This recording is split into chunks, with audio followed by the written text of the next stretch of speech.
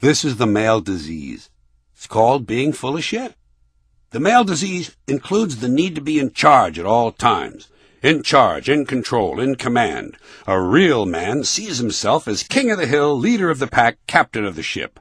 But all the while, in order to fit in and belong, he has to act like all the other men and do what they do, so he'll be accepted and get a good job and a promotion and a raise and a Porsche and a wife who will immediately trade in the Porsche on a nice, sensible Dodge van with folding seats so they can be like all the other boring families.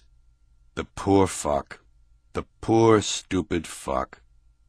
His manliness also requires that he refuse to go to a doctor or a hospital unless it can be demonstrated to him that he has in fact been clinically dead for 6 months. No sense going to the hospital, honey. I don't seem to be in a coma. Therefore, he must learn to ignore pain. It doesn't really hurt. Bleeding from 6 holes in the head doesn't really hurt. Just give me the remote and get me a beer and get the fuck out of here. Most men learn this stupid shit from their fathers. Fathers teach their sons not to cry. Don't let me hear you crying, or I'll come up there and give you something to cry about. Great stuff, huh? All the problems in the world, repeat, all the problems in the world can be traced to what fathers do to their sons. So little boys learn to hide their feelings, and society likes that, because that way when they get to be 18, they'll be able to go overseas and kill strangers without feeling anything. And of course, that bargain includes a certain reluctant willingness to have their balls shot off. Honey, I have to go overseas and have my balls shot off, or else the rest of the guys will think I'm too afraid to go overseas and have my balls shot off. The poor fucks. The poor, stupid fucks. And so, as a result of all this repression of feelings, the extent of the average man's emotional expression is the high five. Or sometimes when really deep feelings emerge, both hands, the high 10. This is raw emotion. And that's about all they're capable of. And they have Dad to thank. Thanks, Dad. But wait, don't think dads can't be fun at times, too.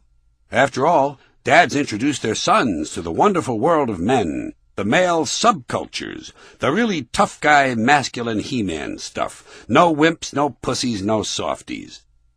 There are 5 deadly male subcultures, and they all overlap. The car and machinery culture, the police and military culture, the outdoors and gun culture, the sports and competition culture, and the drug and alcohol culture. And as a bonus, I'm going to throw in one more.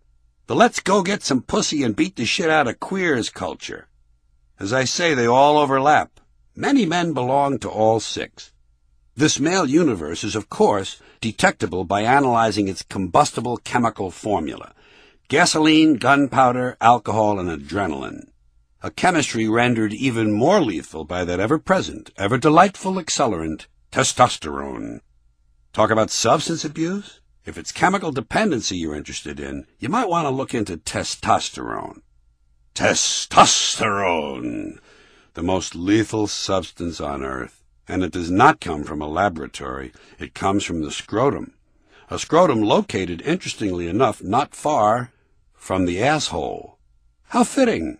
And as it happens, all these male subcultures share a particular set of features. Homophobia, coupled with an oddly ironic, complete childlike trust in male authority. Men are attracted to powerful men. They also share a strong fear and dislike of women, and this in spite of a pathological obsession with pussy. Testosterone! So why are men like this? I think the overriding problem for men is that in life's main event, reproduction, they're left out. Women do all the work. What do men contribute? Generally, they're just looking for a quick parking space for some sperm. Couple of hits of hot jism and the volume on the TV goes right back up. It's my belief that most of these flawed male chromosomes should not be allowed to go forward for even one more unfortunate generation. But such is biology. And so, excluded as they are from reproduction, men must find other ways to feel useful and worthwhile. As a result, they measure themselves by the size of their guns, the size of their cars, the size of their dicks, and the size of their wallets. All contests that no man can win consistently. And let me tell you why all this happened. Because women are the source of all human life.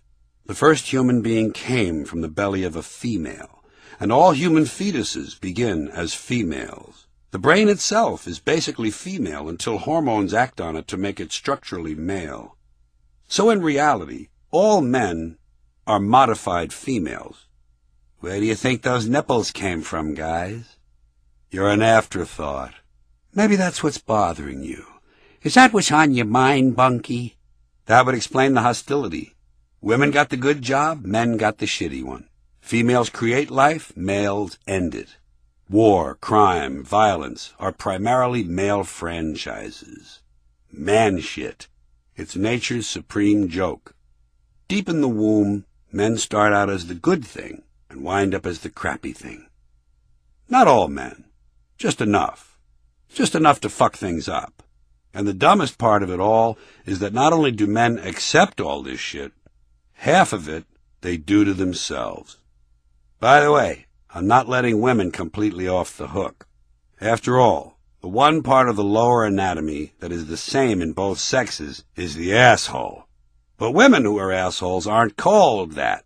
They're named for a different part of their lower anatomy. They're called cunts. Isn't it nice that cunts and assholes are next-door neighbors?